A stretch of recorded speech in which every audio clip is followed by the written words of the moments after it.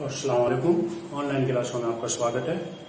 हमने last class में hydrogen परमाणु के एन वे कक्ष की कुल ऊर्जा ज्ञात करी थी, जो हमारी फॉर्मूला आया था -2π2m/k²Z²-4/n²/h²। तो हमने तीन प्रकार के डेरिवेशन कर लिए इसमें। एक तो हाइड्रोजन परमाणु के एन वे कक्ष की तीव्रता, एक हाइड्रोजन परमाणु के एन वे कक्ष का वेग। अब हम करते हैं अगला है इसी का हाइड्रोजन परमाणु संश्लेषित विकिरण की तरंग दैर्ध्य। यहाँ पर हमने बोर की तीसरी परिकल्पना लिखी थी। बोर की तीसरी परिकल्पना में बताया था जब इलेक्ट्रॉन परमाणु में इलेक्ट्रॉन जब नाभिक के चारों ओर वर्ताकार कक्ष में चक्कर लगाता है तो ऊर्जा का उत्सर्जन या अवशोषण नहीं होता है, परंतु जब इलेक्ट्रॉन एक कक्ष से दूसरे कक्ष में जाता है तो ऊर्जा का उत्सर्जन या अवशोषण होता है। ऊर्जा का उत्सर्जन या अवशोषण विकिरण के रूप में, प्रकाश के रूप में यानी विकिरण के रूप में होता है, और उसी विकिरण की ऊर्जा होती है वो हमने बताया कि याद हो तो बोर की तीसरी परिकल्पना में E2 - E1 बराबर hν होती है। क्या होती है? E2 - E1 बराबर hν। और वहां बताया कि याद हो E1 प्रथम कक्ष की ऊर्जा है और E2 द्वितीय कक्ष की ऊर्जा है, और म्यू हमने बताया था आवर्ती होती है, और जो आवर्ती का फॉर्मूला होता है म्यू = c/λ होता है। सी क्या है? प्रकाश का वेग, क्योंकि यहाँ जो विकिरण है वो प्रकाश के रूप में उत्सर्जित हो रही है, इसलिए जो वेग लिया जाता है वो प्रकाश का वेग लिया जाता है। और जब प्रकाश का वेग होता है उसकी वैल्यू हम जानते हैं 3 × 10⁸ होती है, और लैम्डा क्या है? तरंग दैर्ध्य होती है।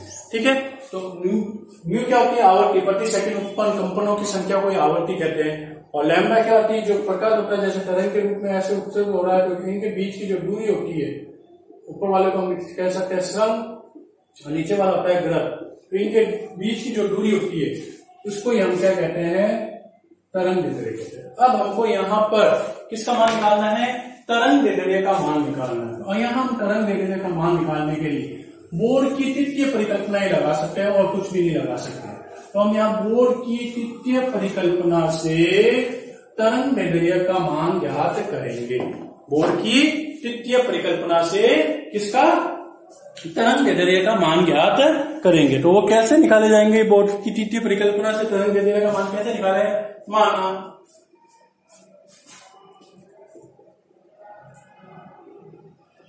हाइड्रोजन परमाणु के प्रथम कक्ष की ऊर्जा, ये प्रथम कक्ष ना लेकर हम जो n वाया तो प्रथम लेते हैं, n बराबर 1 हो जाएगा। माना हाइड्रोजन परमाणु के n1 वे कक्ष की ऊर्जा En1 तथा n2 वे कक्ष की ऊर्जा En2 है। माना हाइड्रोजन परमाणु के n1 वे कक्ष की ऊर्जा En1 तथा n2 वे कक्ष की ऊर्जा En2 है। अतः बोर की तृतीय परिकल्पना से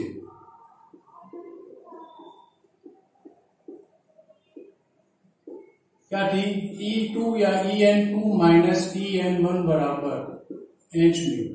यहां म्यू बराबर c/λ।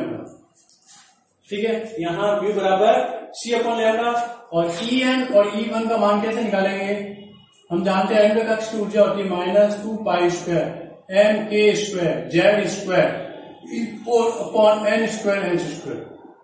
तो 1 की निकाल रहे हैं, यहाँ 1 आ जाएगा, और 2 की निकाल रहे हैं, बाकी कांस्टेंट सेम है, 2π²m/k²E4/n²/h²। ठीक है, इसको इक्वेशन नंबर 2 दे देंगे। तो माना हाइड्रोजन परमाणु के पहले और दूसरे कक्ष की जो ऊर्जा है वो हमने निकाल दी। उससे अब हमको निकालना है, किसका मान निकालना है? तरंग दैर्ध्य का मान ज्ञात करना है। अब वो कैसे ज्ञात करें? तो वापिस वैल्यू पुट करो। तो समीकरण 1 में 2 से मान रखने पर, समीकरण 1 में 2 से मान रखने पर तो क्या हो जाएगा? En2 यानी -2π² M K square Z square E4 upon M2 square H square minus E1 minus 2 pi square M K square Z square E4 बटा N1 स्क्वायर H स्क्वायर बराबर H म्यूजिकल क्या है C अपॉन लैम्डा। ठीक है भाई, तो ये माइनस माइनस क्या हो जाएगा प्लस, तो minus 2 pi square M K square Z square E4 upon H square, ये पूरा कॉमन आ रहा है देखो, 2 pi square M K square Z square E4 upon H square common आ रहा है, तो यहां तो बचेगा माइनस का, और ये माइनस माइनस क्या हो गया plus 1 upon N1 square minus 2 pi square M K square Z square E4 upon H square common आ रहा है भाई, दिख रहा है, तो कॉमन लिया तो ये तो माइनस का हो गया और ये माइनस माइनस प्लस। अब अपने को तो लैम्डा का मान निकालना है, तो लैम्डा 1 अपॉन लैम्डा एक तरफ ले लो, C अपॉन H भी कॉमन आ जाएगा, बट्टे में आ जाएगा,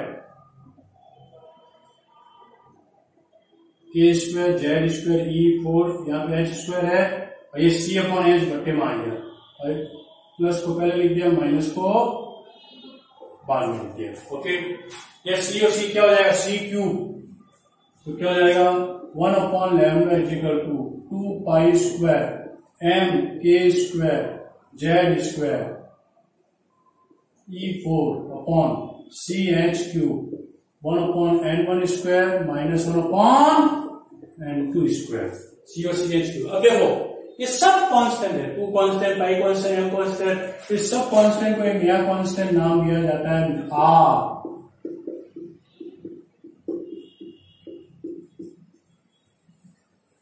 तो यहां जो R है वो 2 pi square M K square Z square E4 upon C H cube, ये जो सब रीडबर्ग ने खोज की थी इसकी, तो रीडबर्ग के नाम से इसका नाम पड़ा हुआ है, R का मान रीडबर्ग नियतांक। क्या होता है R, क्या है रीडबर्ग नियतांक है, R किसके बराबर है, रीडबर्ग नियतांक के बराबर है। अब देखो रीडबर्ग नियतांक की कांस्टेंट की वैल्यू निकाल सकते हैं, देखो आपको सब कांस्टेंट की वैल्यू तो बाकी वो एक C अलग आया है, तो अब अभी मैं लिखना चाहता हूं n इक्वल 9.1 इंटू 10 की घात माइनस 31 किलोग्राम। ठीक है, पाई बार बार बता चुके हैं 3.14 के 9 इंटू 10 की घात 9, मैं बार बार इसलिए लिख रहा हूं ताकि याद हो जाए, Newton metre square upon coulomb square.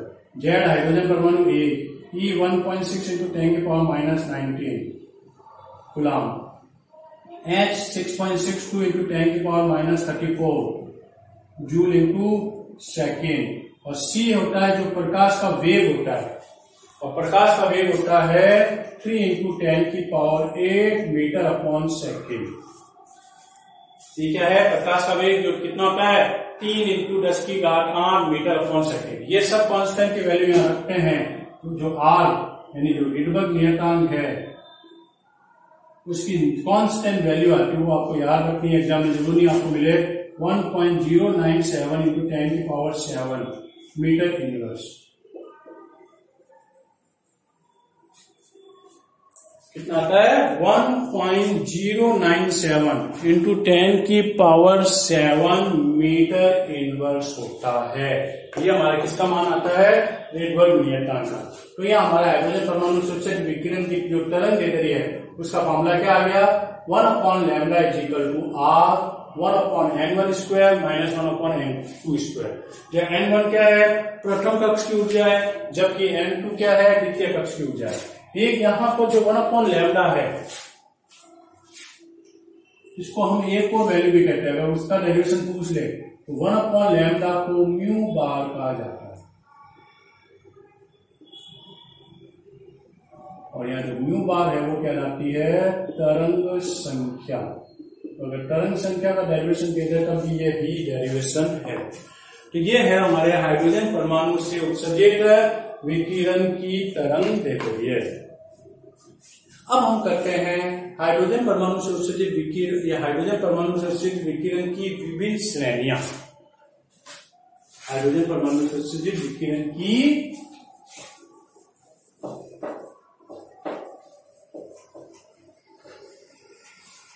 ये सब हमारे केमिस्ट्री में पढ़ा हुआ है लेवल के अंदर, फिर भी हम वापस एक बार कर लेते हैं, रिवाइज कर लेते हैं, काम आता है इसलिए। हाइड्रोजन परमाणु से उत्सर्जित विकिरण की विभिन्न श्रेणियां, हाइड्रोजन परमाणु से उत्सर्जित विकिरण की विभिन्न श्रेणियां हम यहाँ पढ़ते हैं। तो यहाँ हमारी 5 प्रकार की श्रेणी होती है।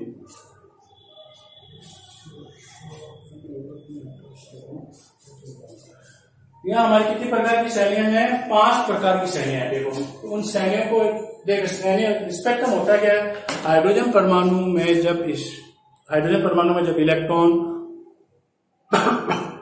उच्च कक्ष से प्रथम कक्ष में आता है या उच्च कक्ष से निम्न कक्ष में आता है, तो जो उत्सर्जित विकिरण होता है, उत्सर्जित विकिरण से विभिन्न प्रकार की लाइनें प्राप्त होती है, जिसे हम क्या कहते हैं? रेखीय स्पेक्ट्रम कहते हैं। क्या है? हाइड्रोजन परमाणु में जब इलेक्ट्रॉन उच्च ऊर्जा तल से निम्न ऊर्जा तल में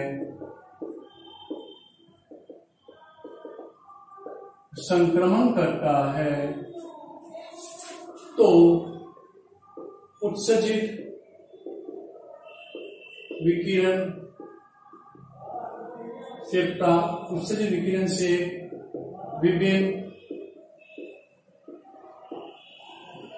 विभिन्न रेखाएं या विभिन्न रेखीय यानी श्रेणी प्राप्त या विभिन्न रेखाएं प्राप्त होती है, जिसे रेखीय स्पेक्ट्रम कहते हैं। क्या कहते हैं? रेखीय स्पेक्ट्रम कहते हैं। हाइड्रोजन परमाणु जब इलेक्ट्रॉन उच्च कक्ष से निम्न कक्ष में उत्सर्जित विकिरण से विभिन्न रेखाएं प्राप्त होती है, जिसे हम क्या कहते हैं? रेखीय स्पेक्ट्रम कहते हैं। उसी को हम विभिन्न श्रेणियों में बांटते हैं। आपको 9 कंटिन्यू याद होने चाहिए। क्या क्या है? पहले लाइमन श्रेणी, Lyman, बामर, पास्टियन, Lyman, बामर, पास्टियन, Beckett, Lyman, बामर, पास्टियन, Beckett, फिर लास्ट होती है फून। एक हम्फ्री भी आती है, परंतु मैं 5 ही है। लाइमन, बामर, पास्टियन, बेकेट और फून, ये 5 प्रकार की श्रेणी होती है। यानी जब इलेक्ट्रॉन उच्च कक्ष से निम्न कक्ष में जाता है, तो ये अलग अलग श्रेणियां प्राप्त होती है। लाइमन, बामर, पास्टियन, बेकेट और फून यानी फन भी कह सकते हैं। ये प्रकार है। अब इनकी क्या क्या परिभाषा हो सकती है? देखिए एक ही है, इससे सबकी परिभाषा कॉमन आती रहेगी। देखिए लाइमन श्रेणी क्या होती है? जब हाइड्रोजन परमाणु में इलेक्ट्रॉन उच्च ऊर्जा तल से प्रथम ऊर्जा तल, यानी जब N1 बराबर 1 हो जाएगा, तो लाइमन श्रेणी में, तो उत्सर्जित स्पेक्ट्रम से प्राप्त रेखा लाइमन श्रेणी कहलाती है। क्या हो गया? हाइड्रोजन परमाणु में जब इलेक्ट्रॉन उच्च ऊर्जा तल का मीनिंग क्या है? N2 का मान 2 से स्टार्ट करना है, से प्रथम ऊर्जा तल यानी N1 बराबर हमेशा 1 ही रहेगा, में संक्रमण करता है, तो हाइड्रोजन परमाणु में जब इलेक्ट्रॉन उच्च ऊर्जा तल से प्रथम कक्ष में संक्रमण करता है, तो उत्सर्जित विकिरण से प्राप्त स्पेक्ट्रम को यह स्पेक्ट्रम लाइमन श्रेणी कहलाता है।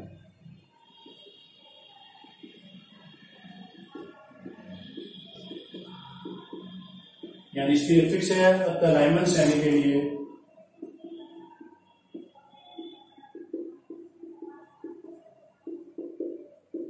N1 तो हमेशा 1 होगा और N2 2 3 4 आगे चलेगा। प्रथम स्पेक्ट्रम में रेखा होगा तो N2 1 होगा, द्वितीय स्पेक्ट्रमी रेखा है तो N2 क्या हो जाएगा, 3 हो जाएगा। तो अगर हमेशा इलेक्ट्रॉन प्रथम में आता है, जैसे आप ये पढ़ चुके हो केमिस्ट्री में भी ये नाभिक होता है, ठीक है, ये प्रथम होता है N1 बराबर 1, ये 2, ये 3, ये 4। जब भी इलेक्ट्रॉन उच्च से प्रथम में आ रहा है, ठीक है, उच्च से कहा आ रहा है प्रथम में, तो कौन सी श्रेणी बनेगी, लाइमन श्रेणी, ठीक है। अब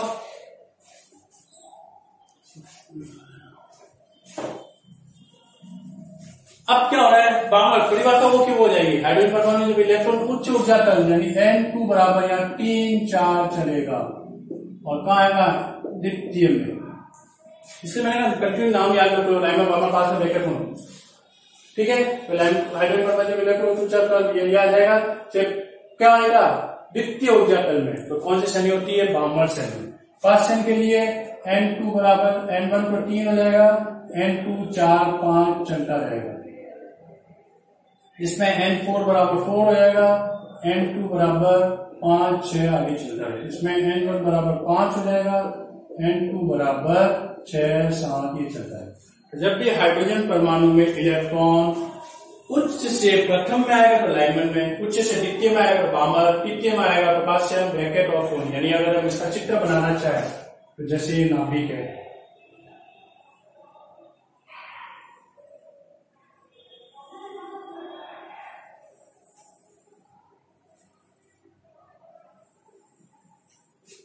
ठीक है, N1 बराबर 1 2 3 4 5। तो जब भी इलेक्ट्रॉन प्रथम में आ रहा है कहीं से भी, ये कौन सी श्रेणी बन रही है, लाइमन श्रेणी। जब भी इलेक्ट्रॉन द्वितीय कक्ष में आ रहा है, ये बामर। जब भी इलेक्ट्रॉन तृतीय में आ रहा है, चाहे तो आप एक और बना लो,